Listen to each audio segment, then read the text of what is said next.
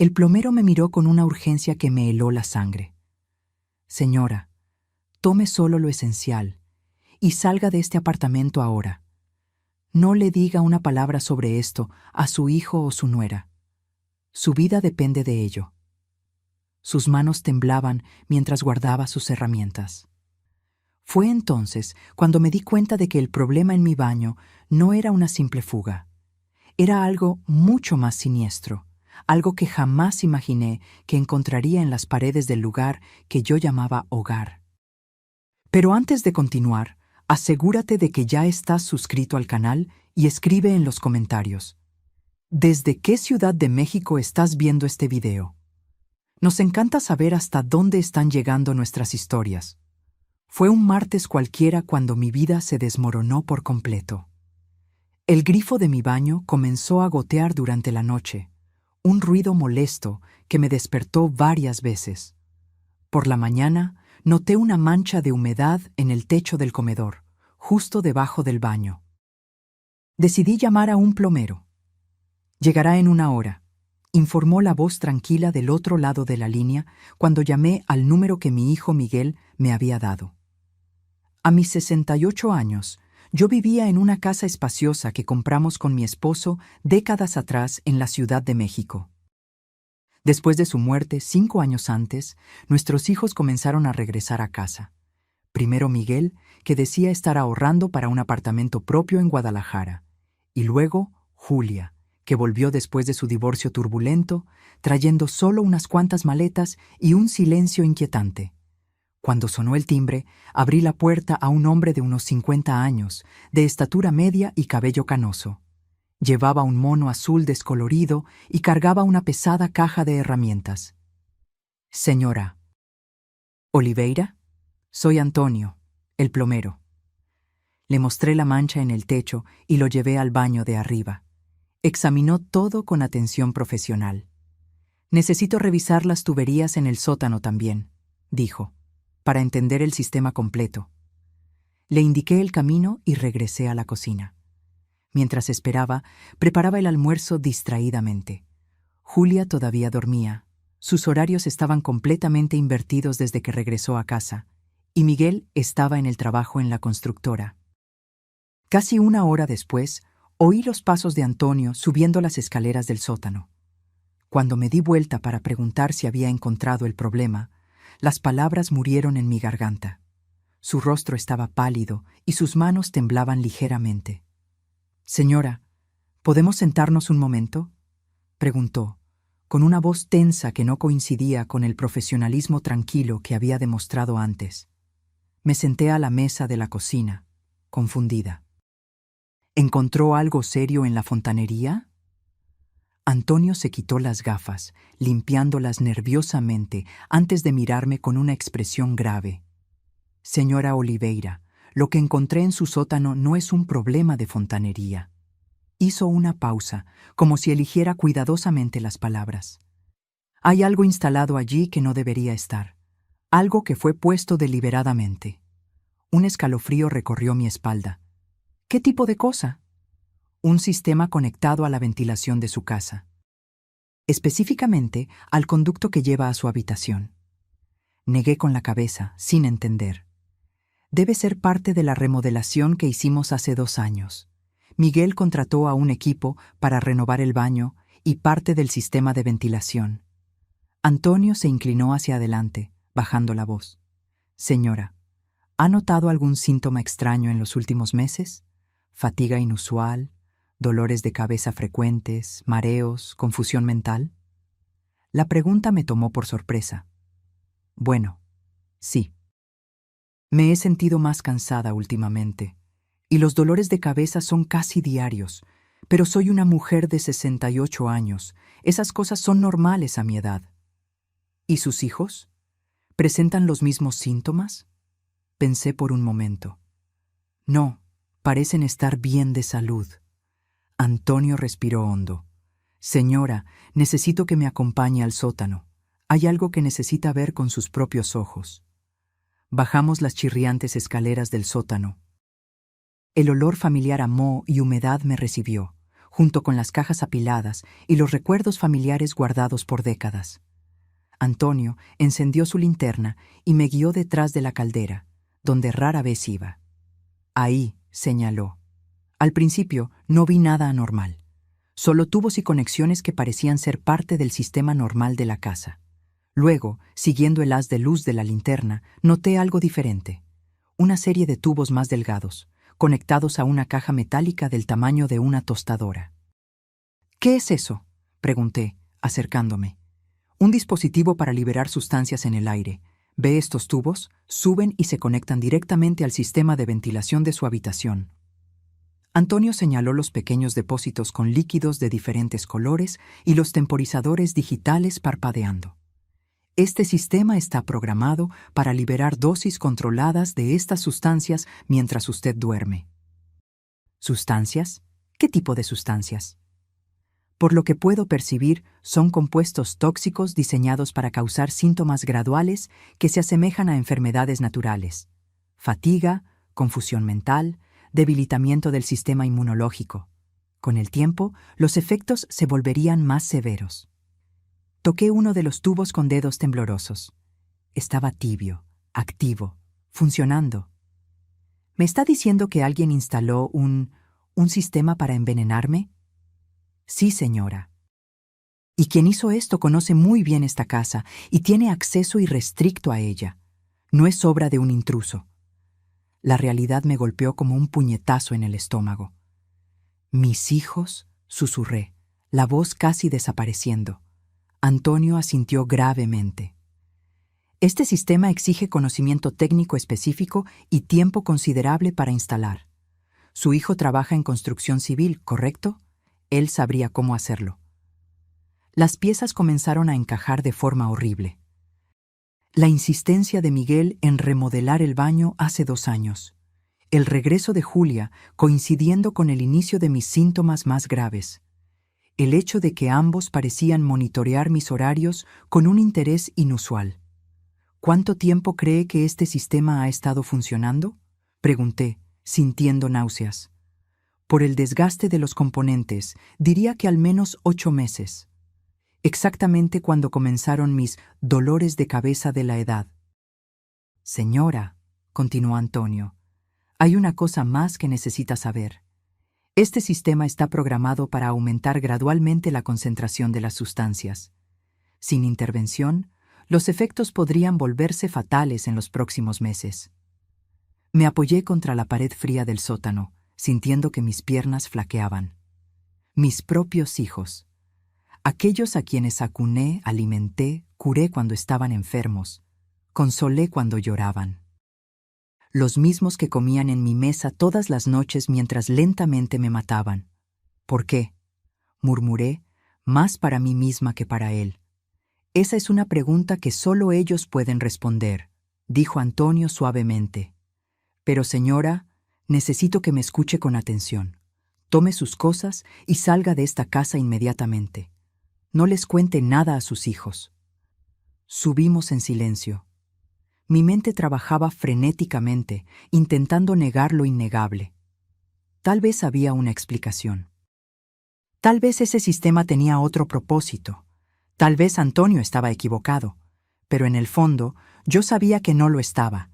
Los síntomas, el timing, los cambios en el comportamiento de mis hijos, todo encajaba como un rompecabezas macabro.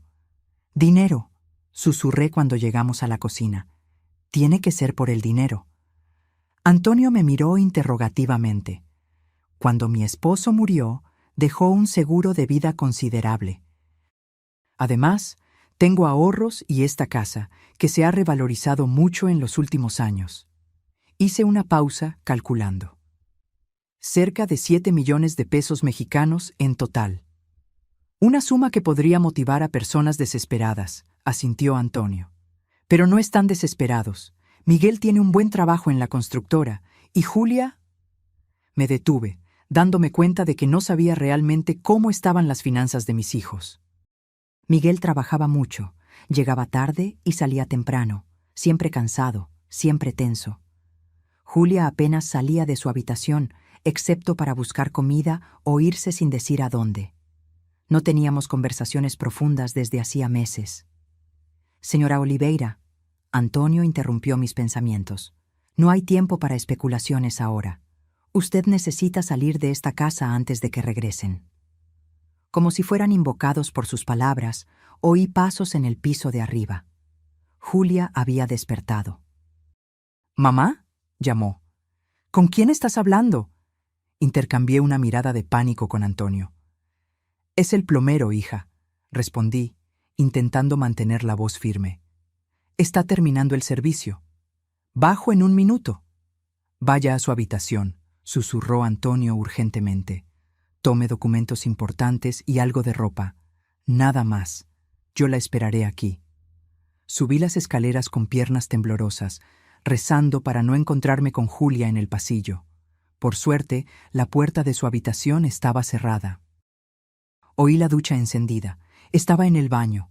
En mi habitación miré el espacio que durante décadas fue mi refugio. Ahora, sabiendo lo que sabía, parecía una cámara de tortura. El aire que respiraba cada noche estaba cargado de veneno, deliberadamente puesto allí por mis propios hijos. Con manos temblorosas, abrí la caja fuerte escondida en el fondo del armario y saqué mis documentos: identificación, tarjetas bancarias, escrituras. Puse algunas prendas esenciales en un pequeño bolso. Mis ojos cayeron sobre una fotografía en la cómoda. Yo con Miguel y Julia la Navidad anterior, todos sonrientes. En ese momento ya me estaban envenenando.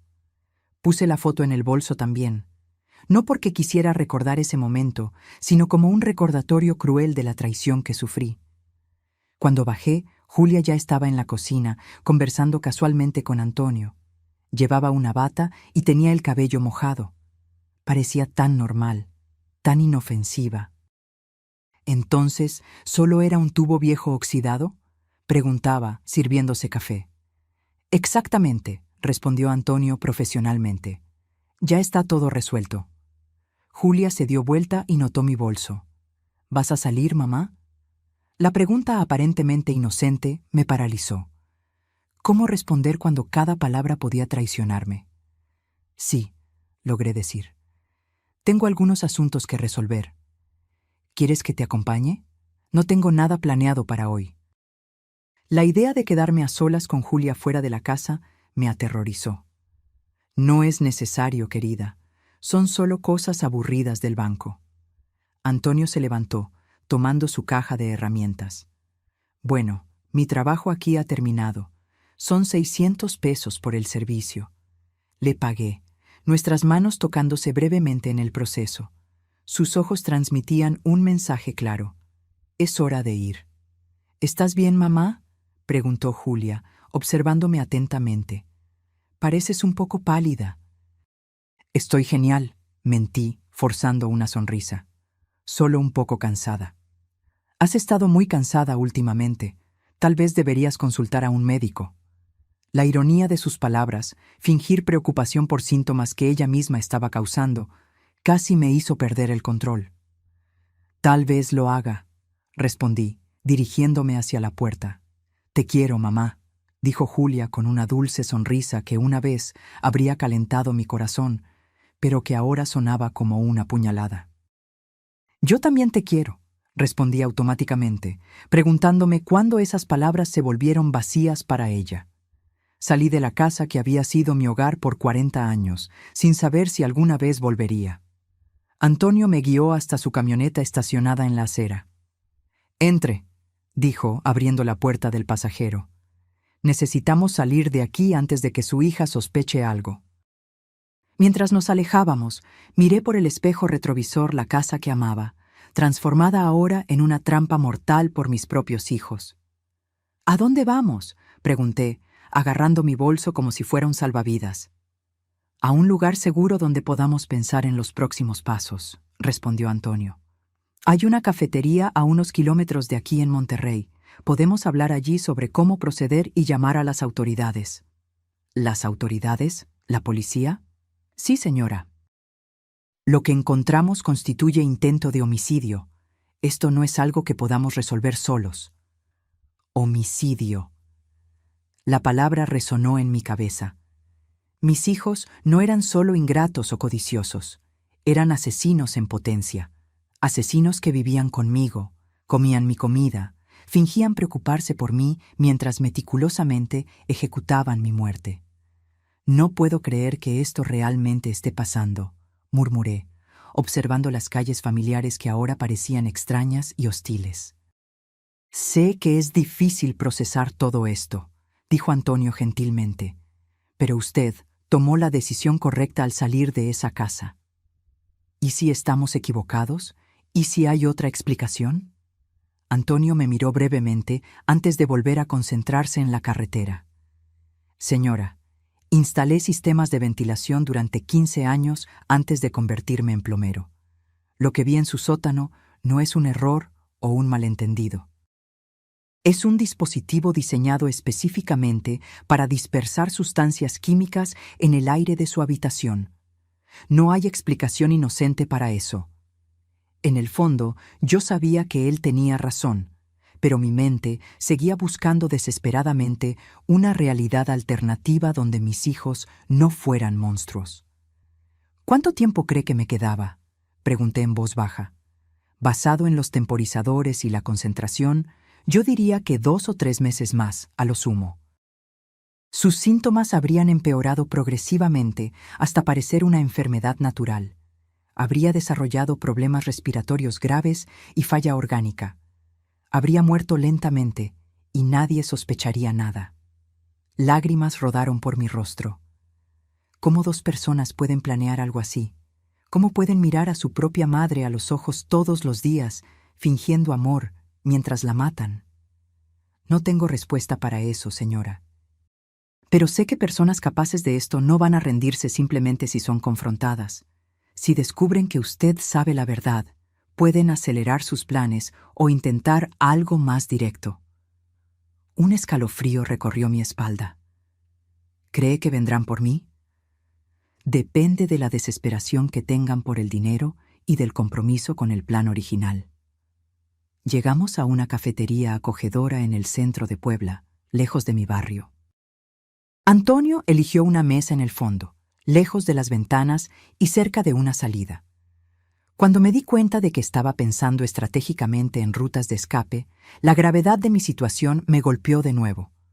Una joven camarera se acercó para tomar nuestros pedidos. 2 cafés, por favor, dijo Antonio, y algo dulce para la señora. Ha tenido un día difícil. Mientras esperábamos los cafés, mi celular vibró. Era un mensaje de Julia. Mamá, ¿está todo bien? Hace un tiempo que saliste.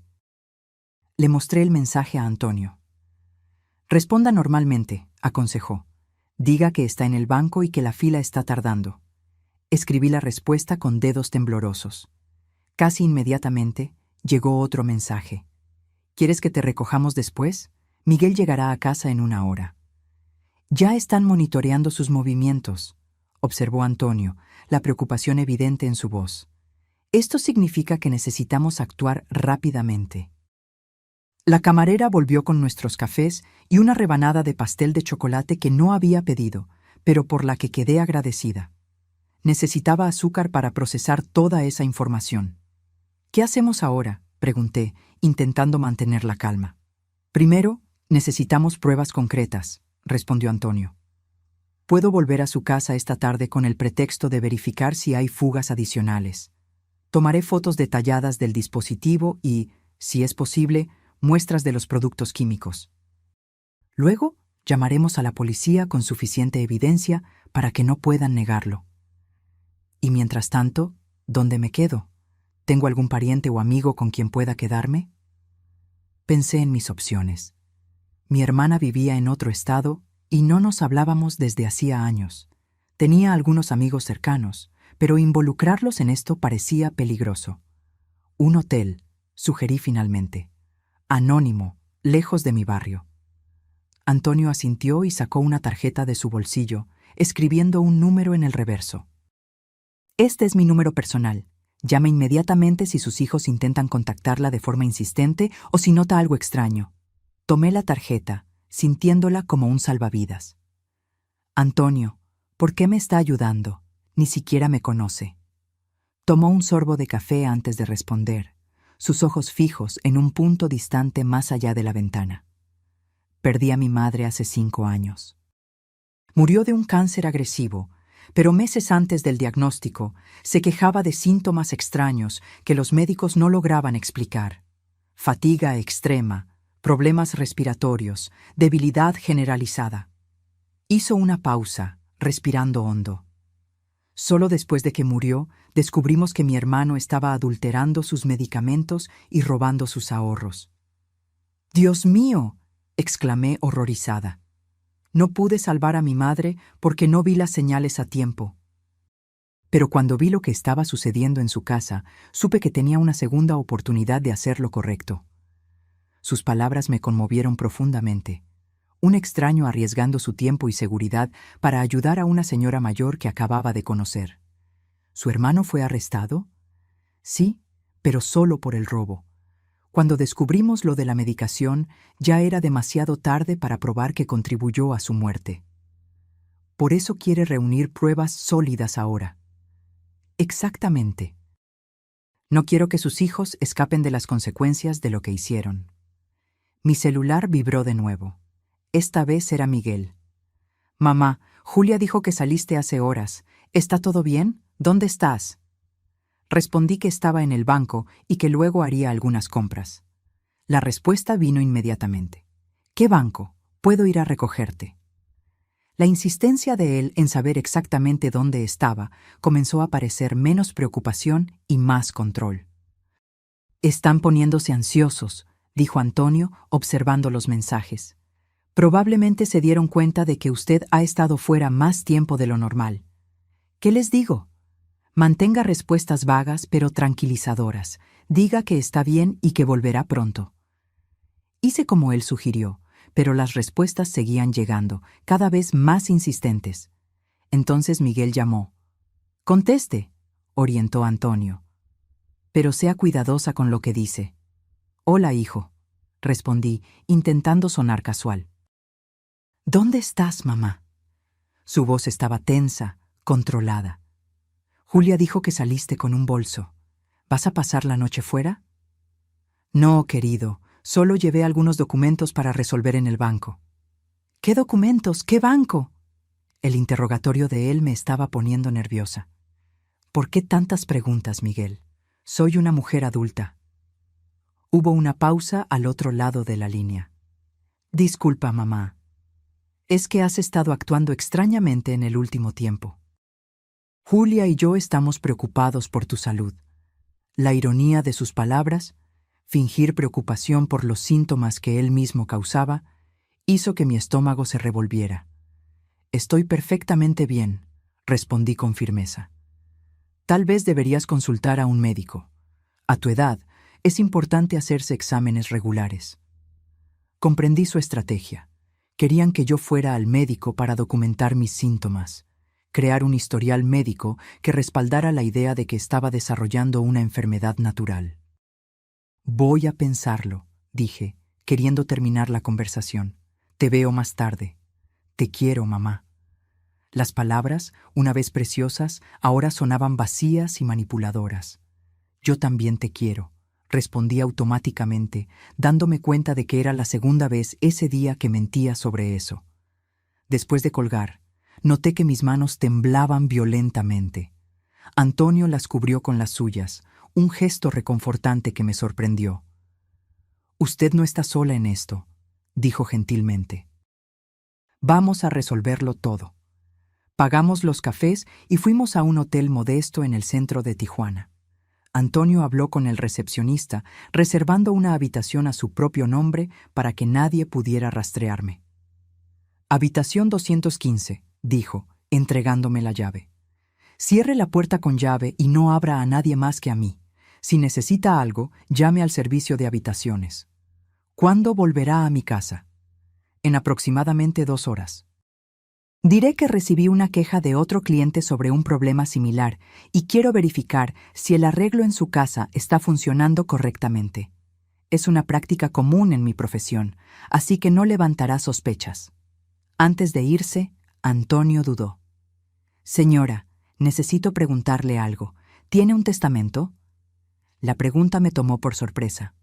Sí. ¿Por qué? ¿Sus hijos son los únicos beneficiarios? Sí, todo se divide por igual entre Miguel y Julia. Él asintió gravemente. Eso confirma el motivo. Sin usted, heredarían inmediatamente una suma considerable. Recordé una cláusula específica. Pero el testamento dice que si mi muerte es sospechosa o resultado de un crimen, pierden todos los derechos de herencia. ¿Ellos saben eso? Creo que sí. Discutimos el testamento cuando mi esposo falleció. Eso podría explicar por qué eligieron un método tan elaborado. Si su muerte pareciera natural, resultado de una enfermedad gradual, nadie cuestionaría el testamento. La frialdad calculada de sus acciones me aterrorizó de nuevo. No solo planearon matarme, sino que también eligieron un método que aseguraría los beneficios financieros de mi muerte. Antonio, pregunté en voz baja, ¿qué tipo de personas hacen esto? Personas que han perdido toda conexión emocional normal. Personas para quienes el dinero se ha vuelto más importante que cualquier lazo familiar. Pero yo los crié para ser buenas personas. Les di amor, educación, valores. A veces, señora, las personas se transforman en algo completamente diferente de lo que esperábamos. Circunstancias, presiones, malas elecciones pueden cambiar a alguien profundamente. Después de que Antonio se fue, me quedé sola en la habitación del hotel, el silencio opresivo a mi alrededor. Durante décadas me acostumbré al ruido constante de una casa habitada. Televisión encendida, pasos en la escalera, puertas abriéndose y cerrándose. Ahora, en el silencio de esa habitación extraña, mi mente tuvo espacio para procesar completamente la traición que sufrí. Me senté en la cama y tomé mi celular. Tenía 5 nuevos mensajes, 3 de Julia y 2 de Miguel, cada uno más urgente que el anterior. Mamá, ya son las 4 p.m. ¿Dónde estás? Miguel está preguntando por ti, está preocupado. Por favor, responde, estamos poniéndonos realmente ansiosos. Mamá, llama inmediatamente. Vamos a empezar a buscarte si no respondes. Cada mensaje me causaba escalofríos. ¿Estaban realmente preocupados o empezando a sospechar que su plan había sido descubierto? Decidí responder de forma vaga. Estoy bien. El banco estaba abarrotado y luego fui de compras. Vuelvo pronto. La respuesta de Miguel fue instantánea. ¿Dónde exactamente estás? Podemos ir a recogerte. La insistencia en saber mi ubicación precisa parecía cada vez más siniestra. No es necesario. Tengo un aventón. Nos vemos en casa. Él no respondió de inmediato, lo cual era extraño. Miguel generalmente respondía al instante. Ese silencio repentino me puso aún más nerviosa. Me acosté en la cama, cerrando los ojos, tratando de recordar cuándo comenzó realmente todo. ¿Hubo momentos en los que debía haber sospechado? Recordé una conversación unos meses antes. Miguel mencionó casualmente que yo debería considerar mudarme a un apartamento más pequeño. Esta casa es demasiado grande para una sola persona, mamá, dijo. Y el mantenimiento debe ser caro. En ese momento, pensé que estaba preocupado por mi bienestar. Ahora me daba cuenta de que probablemente estaba evaluando el valor de la propiedad. También recordé a Julia haciendo preguntas extrañas sobre mis finanzas. ¿Tienes suficiente dinero para gastos médicos cuando seas mayor, mamá? ¿Ya pensaste qué harás si necesitas cuidados especiales? Interpreté esas preguntas como preocupación filial normal. Pero ahora me preguntaba si estaba calculando cuánto dinero les quedaría después de mis inevitables gastos médicos. Mi teléfono sonó, sobresaltándome. Era Miguel de nuevo. Mamá. Su voz sonaba fría, controlada. Llamamos al banco. Dijeron que no estuviste allí hoy. Mi corazón se aceleró. Estaban verificando mi historia. Fui a otro banco, improvisé. El de la avenida principal. ¿Qué sucursal exactamente? ¿Por qué este interrogatorio, Miguel? ¿Desde cuándo tengo que rendir cuentas de mis movimientos? Desde que empezaste a mentirnos. La acusación directa me dejó sin palabras por un momento. No estoy mintiendo, respondí finalmente. Solo necesito un tiempo para mí. ¿Un tiempo para ti o un tiempo con el plomero? La pregunta me tomó completamente por sorpresa. ¿Qué quieres decir con eso? Julia los vio a los dos saliendo juntos. Entraste en su camioneta. ¿A dónde te llevó? Entonces lo sabían. Julia debe haber mirado por la ventana cuando partimos. El miedo se intensificó dentro de mí. Él me dio un aventón al banco, intenté explicar. Más mentiras. La voz de Miguel se volvió aún más fría. Mamá, has estado actuando muy extraño últimamente. Primero, olvidos constantes. Luego, confusión mental. Ahora, mentiras y comportamiento errático. Estamos realmente preocupados por tu salud mental. Me di cuenta de su estrategia. Estaban construyendo una narrativa donde yo era una anciana confusa y paranoica, potencialmente con demencia. Si yo los acusaba del envenenamiento, sería solo una señal más de mi supuesta condición mental deteriorada. Estoy perfectamente lúcida, Miguel. Entonces, ¿por qué huir con un extraño? ¿Por qué mentir sobre dónde has estado? ¿Por qué no contestar nuestras llamadas? Mi celular vibró de nuevo con cada pregunta que sonaba razonable, viniendo de un hijo preocupado. Pero yo conocía la verdad sombría detrás de esa preocupación. Miguel, voy a colgar ahora, dije con firmeza. Hablaremos cuando vuelva a casa. Mamá, espera. Intentó protestar, pero terminé la llamada. Casi inmediatamente, Julia me envió un mensaje. Mamá, Miguel está muy molesto. Necesitamos saber dónde estás. Por favor, dinos la verdad. Mi cabeza palpitaba. Todo lo que construí durante décadas, la familia que amaba, el hogar que cuidé con tanto cariño, se estaba desmoronando en cuestión de horas. Puse el celular en modo silencio y lo guardé en el bolso, incapaz de lidiar con más mensajes o llamadas. La habitación del hotel, a pesar de su neutralidad impersonal, ofrecía una seguridad que mi propia casa ya no brindaba. Tomé la fotografía de Navidad que traje conmigo.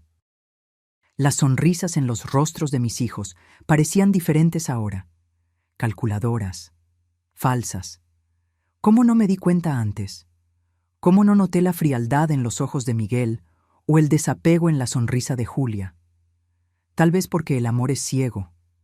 Tal vez porque, como madre, siempre veía lo mejor en ellos, incluso cuando la verdad estaba delante de mis ojos. 2 horas pasaron sin noticias de Antonio. La preocupación crecía dentro de mí. Debería haber contactado después de volver de mi casa. Algo estaba mal. A pesar de mi renuencia, encendí el celular de nuevo. 10 llamadas perdidas y 23 mensajes. El más reciente, de Miguel, enviado hacía solo 5 minutos, me heló la sangre. Tu amigo plomero regresó. Estamos teniendo una conversación interesante. Mi primer instinto fue llamar a Antonio, pero me detuve antes de presionar el botón. ¿Y si Miguel había tomado su celular? O peor, ¿y si le habían hecho algo? La idea de que mis hijos pudieran lastimar a alguien era impensable hasta hace unas horas. Ahora parecía terriblemente posible. Marqué el número de la policía con dedos temblorosos. «Emergencia. ¿Cuál es su problema?», preguntó una voz femenina. Necesito denunciar un intento de asesinato», dije, mi voz casi un susurro. «Señora, ¿puede hablar más fuerte? ¿Quién está intentando asesinar a quién?» «Mis hijos», respondí, la realidad de las palabras golpeándome de nuevo. «Mis hijos están intentando matarme lentamente.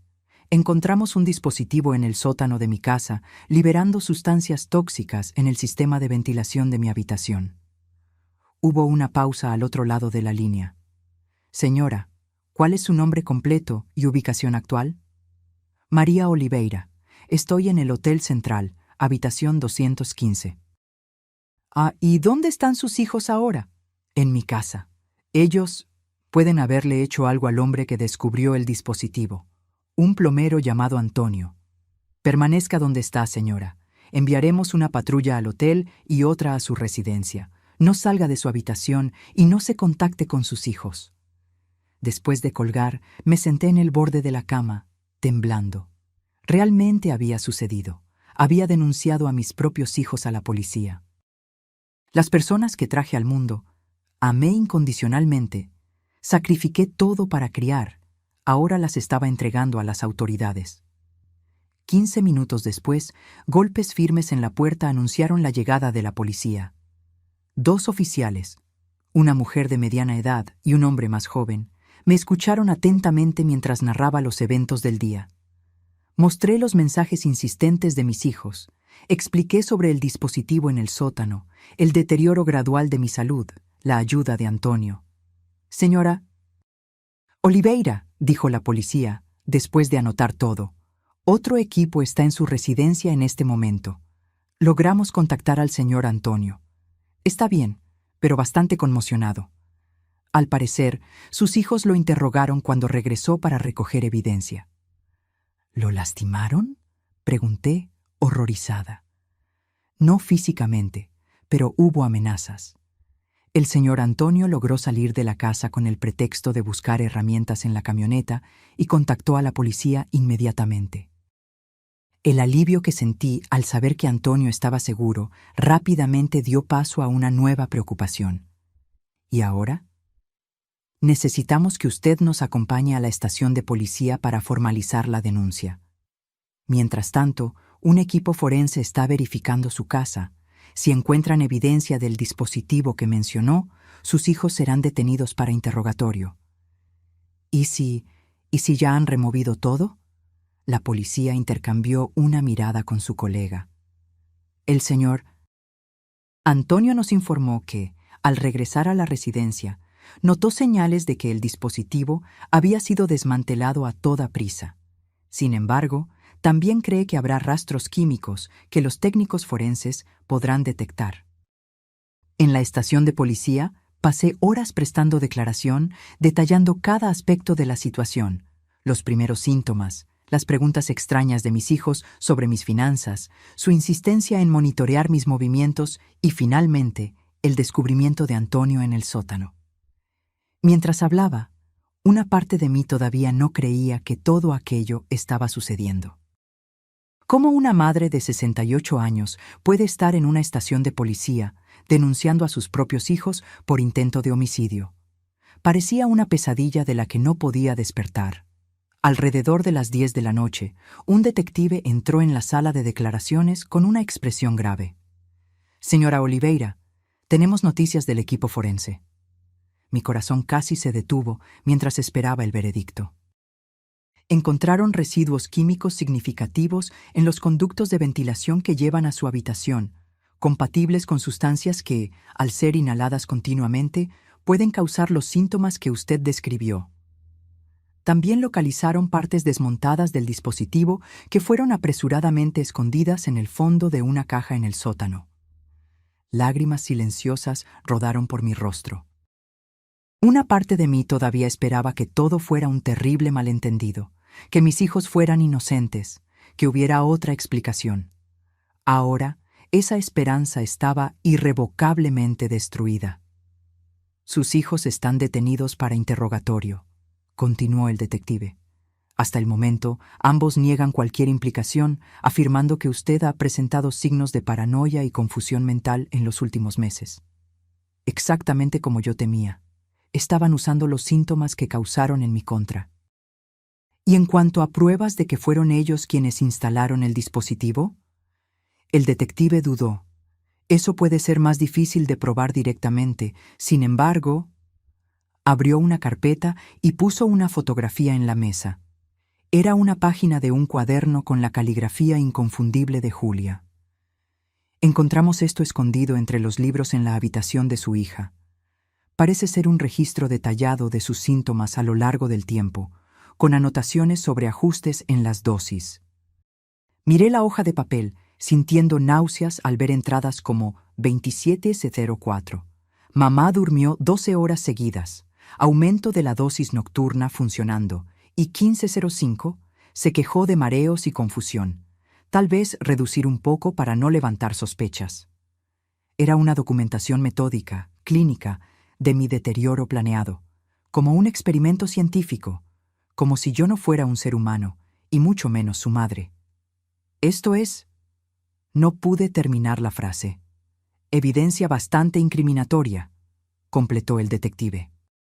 Junto con declaraciones de vecinos confirmando la remodelación del baño hace 2 años, supervisada por su hijo, y sus conocimientos técnicos en el área de construcción, tenemos un caso sólido. El primer mes después del arresto de mis hijos pasó como un borrón. Fui sometida a una batería de exámenes médicos que confirmaron la presencia de toxinas en mi organismo. Los médicos quedaron conmocionados al descubrir que yo estaba siendo lentamente envenenada en mi propio hogar, por mis propios hijos. «Es un milagro que haya sobrevivido», dijo el toxicólogo. La exposición prolongada a estas sustancias podría haber causado daños permanentes en sus órganos o incluso la muerte. A medida que las toxinas fueron eliminándose de mi cuerpo, mi salud mejoró drásticamente. Los dolores de cabeza desaparecieron, la confusión mental se aclaró, la energía regresó. Físicamente, me estaba recuperando. Emocionalmente, la herida parecía imposible de sanar. No pude volver a mi casa. Los recuerdos eran demasiado dolorosos. Cada rincón de ese lugar ahora contenía el eco de la traición. Puse la propiedad en venta y me mudé temporalmente a un pequeño apartamento alquilado.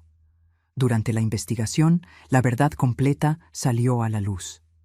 Miguel tenía deudas de juego que sumaban más de 2 millones de pesos. Apuestas compulsivas que él escondía de todos, pidiendo préstamos a prestamistas que comenzaron a amenazarlo física y financieramente. Julia, por su parte, descubrió que no recibiría nada en el divorcio después de que su exesposo probara su infidelidad con pruebas concretas. Estaba prácticamente en bancarrota y desesperada.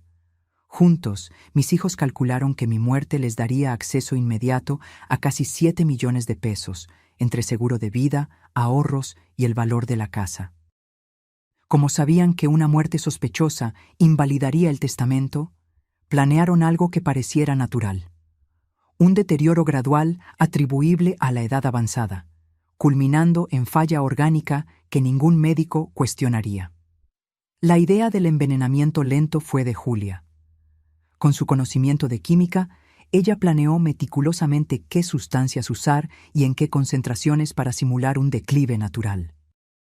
Miguel, usando sus conocimientos de construcción civil, instaló el sistema durante la remodelación del baño. El juicio fue una pesadilla.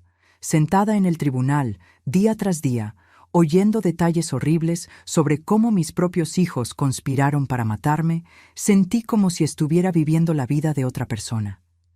Esto no podía ser mi realidad. No podía ser mi familia. Lo más difícil fue enfrentar la mirada de ellos. Miguel mantuvo una expresión impasible durante todo el proceso, como si estuviera más allá de cualquier emoción.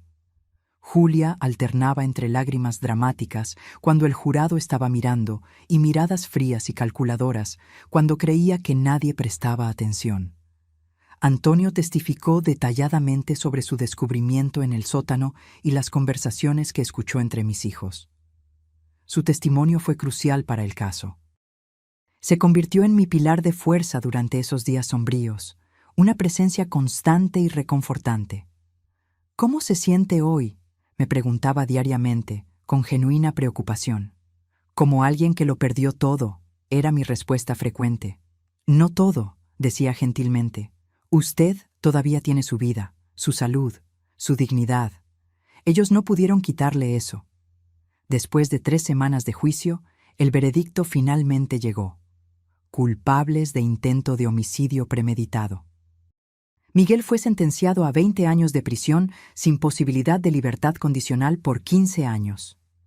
Julia recibió 18 años, con posibilidad de libertad condicional después de 12. Cuando el juez anunció las sentencias, sentí una mezcla confusa de emociones.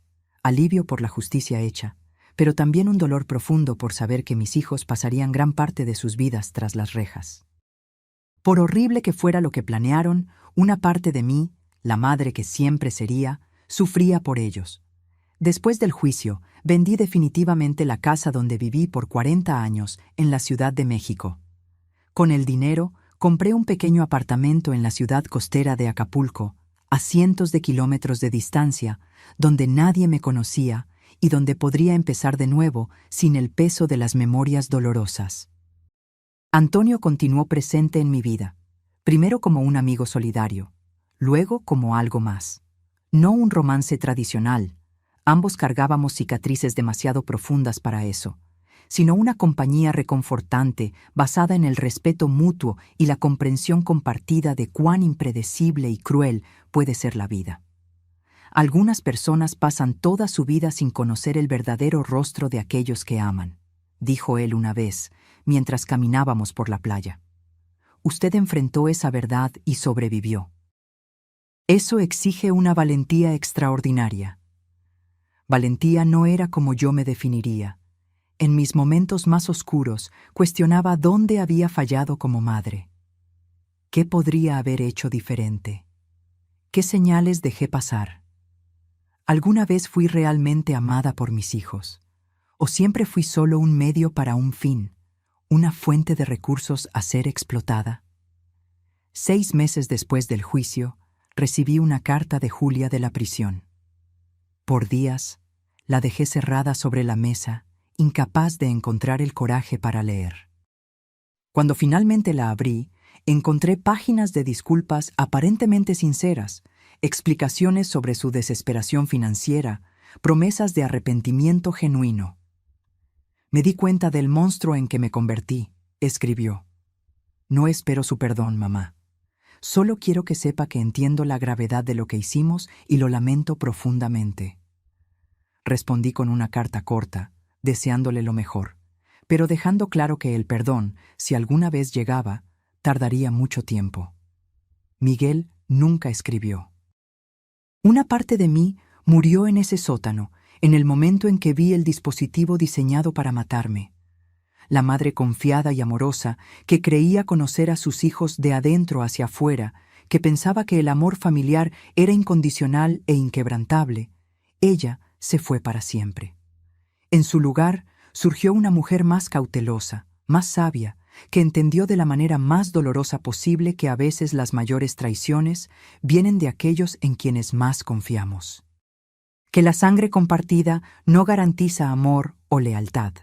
Que la verdadera familia se define por acciones, no por genética. Hoy, a mis 70 años, encontré una paz relativa. Mi salud está completamente recuperada. Hago caminatas diarias por la playa de Acapulco. Participo en un grupo de lectura local.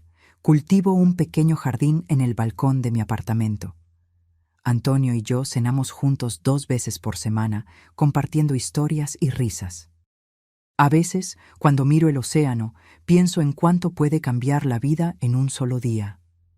Cómo una fuga de agua aparentemente inofensiva puede revelar una conspiración mortal. Cómo un extraño puede convertirse en un salvador, mientras aquellos que deberían amarnos incondicionalmente pueden volverse nuestros peores enemigos. La dolor nunca desaparecerá completamente. En cumpleaños, días festivos, momentos especiales, siento la ausencia de mis hijos, no como son ahora, sino como eran antes o como yo creía que eran. Sin embargo, aprendí a convivir con ese dolor, a integrarlo como parte de mi historia sin dejar que me defina. El plomero que vino a arreglar una fuga terminó salvando mucho más que un techo dañado. Salvó mi vida. Y me enseñó que, a veces, la salvación viene de los lugares más inesperados, mientras que las amenazas pueden esconderse donde menos esperamos. Si hay una lección que puedo compartir de esta terrible experiencia, es que debemos valorar a las personas por sus acciones, no por sus títulos o lazos sanguíneos. La verdadera familia son aquellos que nos protegen cuando somos vulnerables, no aquellos que explotan nuestra vulnerabilidad. El amor verdadero se manifiesta en actos diarios de bondad y respeto, no en palabras vacías u obligaciones impuestas por el parentesco. Y quizás, lo más importante, debemos confiar en nuestra intuición, esa voz interior que susurra cuando algo no está bien, incluso cuando no podemos explicar exactamente qué. Si hubiera prestado atención a las pequeñas señales, a los cambios sutiles en mis hijos, a las preguntas extrañas, a las miradas desviadas, tal vez podría haber evitado acercarme tanto a la muerte. Cuando la gente me pregunta sobre mis hijos, respondo simplemente que estamos distanciados. Es más fácil que explicar la verdad completa, que ver el horror y la lástima en los ojos de los demás. Para el mundo, soy solo una señora mayor que vive sola junto al mar. Nadie necesita saber que soy una superviviente de una de las formas más crueles de traición. La fuga en el techo de mi antigua casa en la Ciudad de México reveló mucho más que un problema estructural. Reveló la verdadera naturaleza de las personas que yo creía conocer completamente. Reveló la fragilidad de las relaciones familiares cuando son puestas a prueba por la desesperación y la codicia. Reveló que, a veces, los extraños pueden mostrar más humanidad que nuestra propia sangre. En algunas noches, todavía me despierto sobresaltada, pensando haber oído pasos en el pasillo o imaginando que estoy de vuelta en esa casa, respirando veneno sin saberlo. El trauma deja marcas que el tiempo atenúa, pero nunca borra completamente. Otras supervivientes de violencia doméstica me dicen que esa sensación de alerta constante, esa dificultad para confiar de nuevo, es normal, que forma parte del proceso de curación. Que un día, tal vez, lograré dormir sin verificar 2 veces si las puertas están cerradas o sin analizar el comportamiento de las personas a mi alrededor en busca de señales de falsedad. Antonio entiende esto mejor que nadie. Él perdió a su madre por su propio hermano y carga una culpa que resuena con la mía, la culpa de no haber notado las señales a tiempo. Tal vez por eso nos conectamos tan profundamente. Ambos conocemos el dolor específico de ser traicionado por aquellos que deberían protegernos. ¿Sabe lo que me ayudó a seguir adelante?, me preguntó una vez. Darme cuenta de que, a pesar de todo lo que pasó, todavía existen personas buenas en el mundo, que por cada persona capaz de traición hay otras capaces de actos extraordinarios de bondad.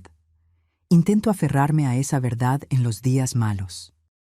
Recuerdo que, el mismo día en que descubrí que mis hijos planeaban mi muerte, también descubrí que un extraño arriesgó su seguridad para salvar mi vida. La vida es así, luz y sombra entrelazadas. El mismo mundo que alberga monstruos también alberga héroes.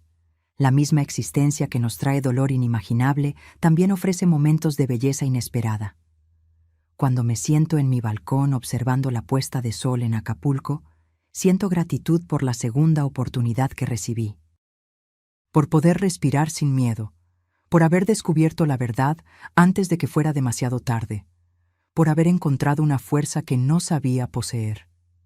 No sé lo que el futuro les depara a mis hijos. Si algún día se arrepentirán verdaderamente, si algún día volverán a mi vida de alguna forma. No sé si algún día lograré perdonarlos completamente. Lo que sí sé es que, a pesar de todo lo que perdí, gané algo precioso, la verdad. Por dolorosa que sea, la verdad me liberó de una muerte lenta y me dio la oportunidad de reconstruir mi vida en bases más auténticas. Y tal vez esa sea la lección final de esta terrible historia.